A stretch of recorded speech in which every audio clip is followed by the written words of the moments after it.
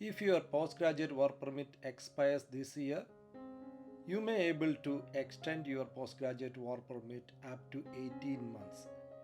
In this video, I will explain how to extend your work permit or how to opt in for an automatic renewal of your work permit. Let's proceed. So first you have to open Google and type GC key login. Now you have to go to this link, scroll down.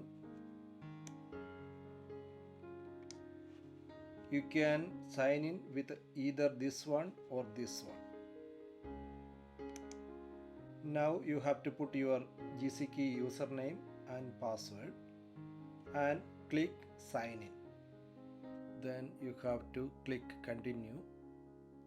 Then you have to accept the terms and condition.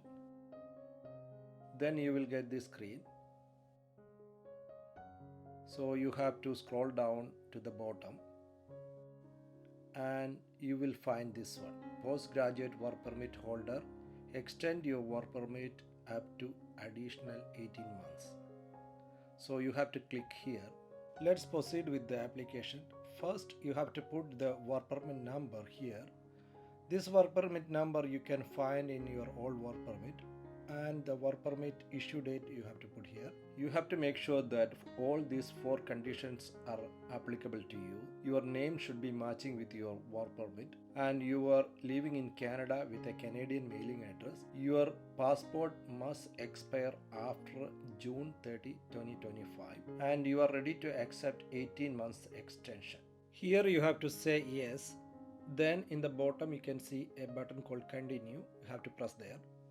And here are the places you have to fill, like your passport details, your contact information, your mailing address, and all these things you have to fill carefully.